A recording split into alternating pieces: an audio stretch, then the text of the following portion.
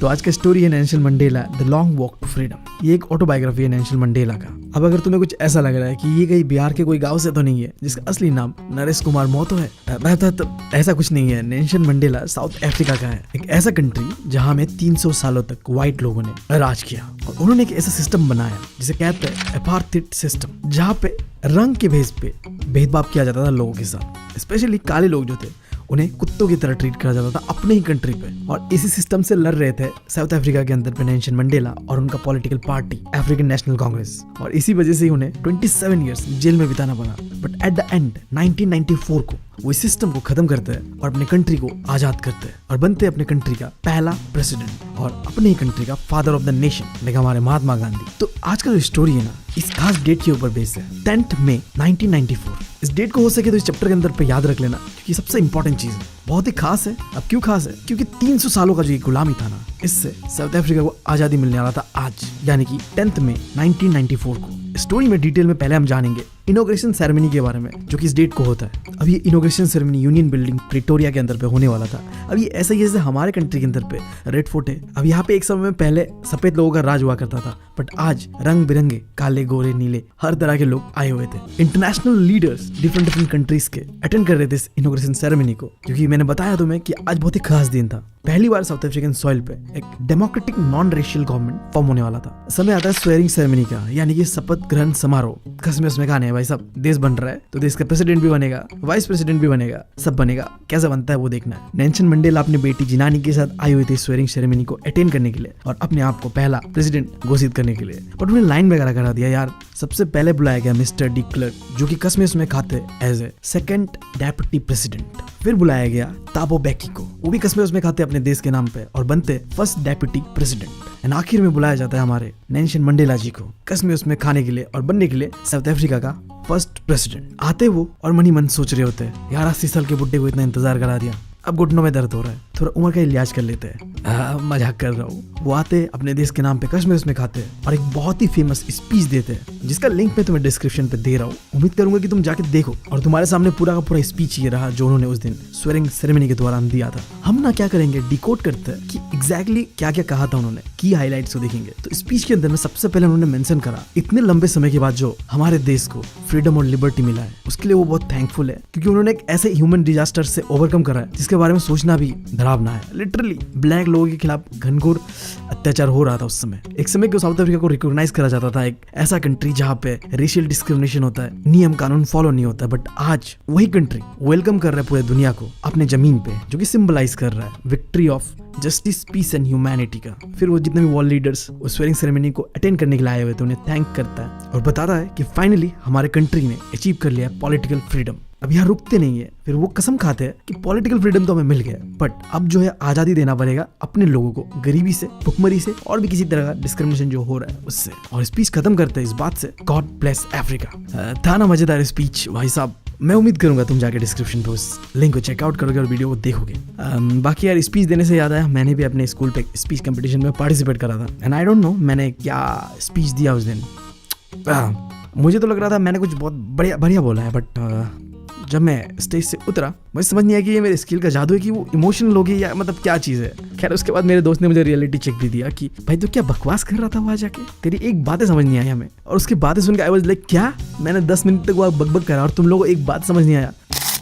खैर अब स्टोरी पे वापस आते हैं। उस दिन यूनियन बिल्डिंग प्रिटोरिया के ऊपर आसमान में साउथ अफ्रीकन जेट हेलीकॉप्टर्स उड़ रहे थे। जितने भी साउथ अफ्रीकन मिलिट्री जनरल्स थे वो सारे के सारे हमारे प्रेसिडेंट को सैल्यूट कर रहे थे एंड प्लेज कर रहे थे अपना loyalty towards the newly formed government. और ये चीजों को देख के नेल्सन मंडेला याद कर रहे थे उन दिनों के बारे में जब यही मिलिट्री जनरल्स, यही आर्मी मुझे सैल्यूट नहीं कर रहा था, मुझे जेल में कैद करना चाहता था, क्योंकि मैं एक ऐसे सिस्टम से लड़ रहा था जो कि बिल्कुल बेस्ड रेशियल डिस्क्रिमिनेशन के बेस पे काले गोरों का भेदभाव चल रहा था, ब्लैक को कुत्तों की तरह ट्रीट करा जा रहा था कंट्री के अंदर। बट खैर आज का दिन अलग था, आज का दिन खास था, क्योंकि वो सारी चीजें जो पास्ट में हुआ था वो चीजें बदल चुका था। ये नया साउथ अफ्रीका बिल्कुल अलग था। आसमान के ऊपर साउथ अफ्रीकन जेट से अलग अलग स्मोक्स को छोड़ा गया, like black, red, green, blue, gold, जो कि सिंबलाइज कर रहा था साउथ अफ्रीकन फ्लैग को जो नया बना था। और उसी दिन साथ ही साथ बजता है 2 नेशनल एंथम साउथ अफ्रीका का। एक तरफ व्हाइट लोग गा रहे थे ऐसा गाना जो कि डेडिकेटेड था ब्लैक लोगों के लिए, किस तरीके से उन्होंने स्ट्रगल करा था अपने ही देश में आजादी के लिए। और दूसरा गा रहे थे ब्लैक लोग, जो कि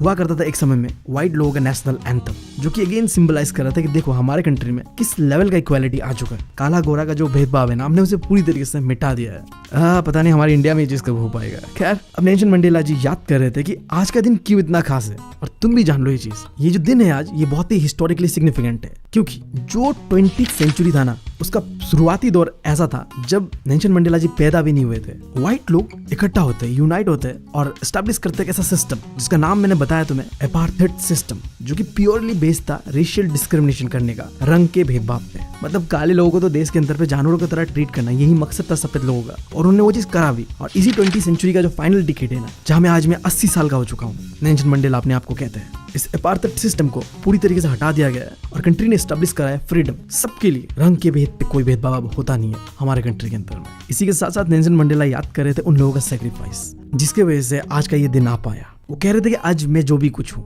आज जो भी कुछ हुआ है हमारे साथ, कि इसलिए हो पाया है क्योंकि उन लोगों ने अपना बलिदान दिया है। और उन्हें बहुत दुख था इस चीज का कि वो शुक्रिया भी नहीं कर पाए उन लोगों को, और ना ही वो देख पाए वो दिन जो आज हम सब एक्सपीरियंस कर रहे हैं। बट देखो, उनके सेक्रीफाइसेस के कारण ही आज साउथ अफ्रीका आजाद हो पाया। हमने हमारे इंडिया में भी देखा है फ्रीडम फाइटर्स किस तरीके से लड़े थे अपने देश को आजाद करने के लिए।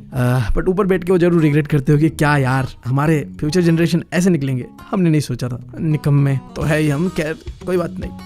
फिर नेल्सन मंडेला ये भी सोच रहे थे कि जो भी बहादुर लोग, जो भी फ्रीडम फाइटर्स इस जमीन में जन्म लिए ना, वो इसलिए जन्म ले पाए क्योंकि उन्होंने देखा है ऑपरेशन ब्रुटैलिटी जो कि हमने झेला है अपने लोगों के खिलाफ, और उसी से लड़ने के लिए वो करे हुए थे। और आज शायद ही ऐसे लोग हमें मिले जिनके अंदर में करेज, विजडम और जेनरोसिटी हो, जैसा उस समय के लोगों के अंदर में था। फिर वो कहते हैं सबसे इंटरेस्टिंग वाला पार्ट कि उनके कंट्री पे मिनरल्स एंड जेम्स भरे पड़े हुए जमीन के नीचे, बट उनके देश का असली वेल्थ उनके लोग है। हीरे से भी ज्यादा कीमती है उनके लोग। क्या मतलब डीप वाला बात कर दिया भाई ने। नहीं, सही में एक कंट्री बनता है अपने लोगों से। और ये चीज हमारे गांधी जी ने भी बहुत अच्छी तरीके से हमें शो करा था कि हम लोग कितना इंपॉर्टेंट है। हम चाहे तो देश को बदल सकते हैं, हम चाहे तो देश को बर्बाद भी कर सकते हैं। हमारे हाथ पे है, यंग जनरेशन के हाथ में है सब कुछ। हम ही है देश के रियल वेल्थ। खैर, अब मुद्दे पे आता है। यहाँ पे नेल्सन मंडेला ना कुछ लेसन सीखे थे उन्हीं फ्रीडम फाइटर्स से, जैसे कि करेज का मतलब क्या होता है, लव एंड ह्यूमैनिटी का क्या मतलब होता है, एक इंसान का क्या ड्यूटीज होता है, फ्रीडम का क्या मतलब होता है, और आखिर में ऑप्रेस्ड और ऑप्रेसर का क्या मतलब होता है। वन बाय वन देखते हैं। सबसे पहले करेज का क्या मतलब है। करेज का मतलब ये नहीं है कि तुम घबराते नहीं हो। करेज का मतलब तो ये है कि तुम उस डर से कैसे लड़ते हो। अकॉर्डिंग टू नेल्सन मंडेला, बहादुर इंसान वो नहीं है जो घबराता ही नहीं है, बट वो है जो अपने डर से कैसे जीतता है उसे पता है। फिर दूसरा चीज लव एंड ह्यूमैनिटी का बात करते हैं। तो नेल्सन मंडेला के हिसाब से एक इंसान के अंदर ना नेचुरली प्यार होता है हेट्रेड से ज्यादा, और ये चीज उन्होंने एक्सपीरियंस करा था जब वो जेल में थे। वो व्हाइट गार्ड्स उन्हें कुत्तों की तरह जेल के अंदर में मारते थे, जितना हो सकता था उनसे उतना मारते थे, बट कुछ सेकंड के लिए सही उन्हें दया आता था उनके ऊपर। और यही चीज शो करता है जो उन्होंने बहुत ही इंपॉर्टेंट कोट भी करा था कि इंसान के अंदर में जो अच्छाई है ना, वो एक फ्लेम की तरह है। वो छुप तो सकता है बट वो कभी खत्म नहीं हो सकता है। A man goodness is a flame that can be hidden but never extinguished। भाई साहब, घनी डीप बात कर दी। तीसरा चीज, duty of a man. As a man हमारा लाइफ में क्या ड्यूटीज होता है? 2 ड्यूटीज होता है। एक तो अपने माँ बाप, अपने फैमिली, अपने वाइफ, अपने चिल्ड्रन का ध्यान रखना। दूसरा, अपने लोगों का, अपनी कम्युनिटी का, अपने देश का ध्यान रखना। पर वो कहते हैं कि अफ्रीका जैसे कंट्री पे ये दोनों चीज एक साथ नहीं करा जा सकता। स्पेशली वो समय जब मैं पैदा हुआ था, यानी कि जब नेल्सन मंडेला जी पैदा हुए थे। वो इंसान काला है, फिर तो ये ड्यूटीज पूरा करना इम्पॉसिबल है। ये चीज उन्होंने अपना एग्जाम्पल से बताया कि वो कभी नहीं चाहते थे कि अपने फैमिली को छोड़ के वो अपने लोगों को चुने। हालात ऐसा आया जिसके वजह से उन्हें चुनना पड़ा अपने लोगों को, और जब उसने अपने लोगों को चुना तो जो उनका ड्यूटी है as a son, as a brother, as a father, as a husband, ये सारी चीजें करने में वो नाकामयाब रहे। क्योंकि ऑब्वियस सा बात था, कैसा कंट्री पे वो पैदा हुए थे जहाँ पे काले लोगों के साथ भेदभाव हो रहा था। अगर वो फैमिली को देखने जाते तो वो अपने देश के लिए कभी नहीं लड़ पाते। और तुमने देखा है जितने भी फ्रीडम फाइटर्स होते हैं, उन्होंने देश के लिए लड़ा है। उन्होंने कभी अपने बारे में, अपनों के बारे में नहीं सोचा है। उनके लिए पूरा देश ही अपना था। चाहे इंडिया के अंदर पे सुभाष चंद्र बोस हो, भगत सिंह हो, गांधी जी हो, भाई साहब सेक्रीफाइसेस तो हमने भी बहुत दिए। खैर, अब बात करते हैं फ्रीडम का। वो कहते हैं कि देखो, उन्हें शुरुआत से ही फ्रीडम का कोई भूख नहीं था। वो जब पैदा हुए थे वो आजाद थे। उन्हें जो करना था वो करते थे। उन्हें अपने खेत पे दौड़ना था, पागलों की तरह वो दौड़ते थे। उन्हें झील में, नदियों में अपने गांव के नहाना था, वो नहाते थे। अपने डैडी का और अपने ट्राइबल ट्रेडिशंस का जो भी कस्टम्स उसे फॉलो करना था वो करते थे। वो आजाद थे। बट जैसे जैसे वो बड़े होते, एज ए स्टूडेंट, उन्हें समझ में आया कि आजादी क्या होगा, कि मैं जो चाहे वो कर सकता हूँ, जो चाहे मैं वो पढ़ सकता हूँ, ये मेरे लिए आजादी है। बट फिर जब वो जवान होते तब उन्हें समझ में आता है कि मेरे लिए आजादी का मतलब ये होगा कि मुझे आजादी मिले फ्रीडम ऑफ लाइवलीहुड, मेरे पास कुछ पैसे हो जिससे मैं अपने फैमिली और अपने लिए जो चाहे वो कर सकूं। बट धीरे धीरे उन्हें रियलाइजेशन होने लगा ये सारी चीजें ना जो मैं अब तक सोचते आ रहा कि ये आज़ादी है, ये तो आज़ादी है ही नहीं। उन्होंने देखा कि सिर्फ उनके साथ ही नहीं, उनके भाइयों के साथ, उनके बहनों के साथ घनघोर डिस्क्रिमिनेशन हो रहा था। कोई भी अपने ही देश के अंदर में आज़ाद नहीं था। अगर तुम ब्लैक हो तो तुम्हारे पास कोई राइट्स ही नहीं था। वो तो एक अटॉर्नी जनरल बन गए थे, यानी कि तुम कह लो लॉयर बन गए थे, बट वो चीज़ से खुश नहीं थे क्योंकि उनके भाई बहन आज़ाद नहीं थे। तो उनके साथ जो भी थोड़ा बहुत अच्छी तरीके से बर्ताव करा जा रहा था वो एक्सेप्टेबल नहीं था उनके लिए। एग्जैक्टली जैसे इंडिया के अंदर भी गांधी जी एक बड़े अफसर थे, यानी कि एक वकील थे, बट उन्होंने सब कुछ छोड़ छाड़ के हमारे लिए आम लोग बने और आम लोगों की तरह ही एक धोती, एक खादी पहन के देश को आजाद करने चल पड़े थे। तो अब नेल्सन मंडेला को भी समझ आया कि असली आजादी तो वो होगा जब मैं, मेरे भाई, मेरे बहन अपने ही देश के अंदर पे ट्रूली फ्री हो गए, तो वही हमारे लिए आजादी, फ्रीडम होगा। इस फ्रीडम को पाने के लिए उन्होंने ज्वाइन करा अफ्रीकन नेशनल कांग्रेस और इस अपार्थाइड सिस्टम के खिलाफ लड़ पड़े और इसी आजादी के भूख ने उन्हें ट्रांसफॉर्म करके रख दिया। जहाँ वो एक फैमिली मैन थे अब वो बन चुके थे वो इंसान जो अब लोगों के लिए है। फैमिली मैन से a man for his people. एक ऐसा नौजवान जो पहले बहुत घबराया करता था अब उसके अंदर पे हिम्मत आ चुकी है। एक लॉ अटॉर्नी यानी कि वकील से वो क्रिमिनल बन चुके थे, जेल में 27 ईयर्स बिताते। एक ऐसा इंसान जिसे जिंदगी जीना पसंद था उससे एक मॉन्क वाला लाइफ जी रहे थे वो। और इनके इन सैक्रिफाइसेस, बलिदान के कारण आज साउथ अफ्रीका आजाद हो पाता है। इसीलिए ये डेट मैंने जो बताया वो इतना खास था। तो हो सके तो ये 10 मार्च 1994 को याद रखना तुम भी। खैर आखिरी चीज इस चैप्टर का ऑप्रेस्ड और ऑप्रेसर क्या है। तो according to Nelson Mandela oppressor हो या ऑप्रेस्ड दोनों ही आजाद नहीं है। अब ऑप्रेस्ड वो इंसान है जिसके साथ बहुत गलत हो रहा है, अन्याय करा जा रहा है, जिसके साथ उसे दबाया जा रहा है। तो नेल्सन मंडेला कहते हैं कि जो ऑप्रेस्ड हो रहा है ना उसके साथ तो गलत हो ही रहा है, बट जो ऑप्रेस कर रहा है ना वो भी एक पिंजरे में कैद है हेट रेट का। अब उन्होंने 2 कारण भी बताया कि क्यों एक ऑप्रेसर पिंजरे में कैद है हेट रेट का। पहला चीज तो किसी को भी बिना बात के डिसलाइक कर रहा है, हेट कर रहा है, नफरत कर रहा है। और दूसरा चीज उसका सोच भी बहुत ही नैरो है, कहते हैं ना छोटी सोच है। तो दोनों ही ऑप्रेसर और ऑप्रेस्ड कोसों दूर है इंसानियत से। तो हमें आजाद करना होगा, लिबरेट करना होगा दोनों को ही, ऑप्रेस्ड और ऑप्रेसर। और उन्होंने ये चीज करके भी दिखाया क्योंकि उन्होंने एक ऐसा कंट्री बनाया जहां में दोनों ही आजाद थे, व्हाइट ब्लैक। ऐसा नहीं था कि ब्लैक ने देश पे कब्जा कर लिया, व्हाइट के साथ गलत हो रहा है, नहीं। उन्होंने ऑप्रेसर को भी आजाद करा, उन्होंने ऑप्रेस्ड को भी आजाद करा। क्या सही स्टोरी था यार।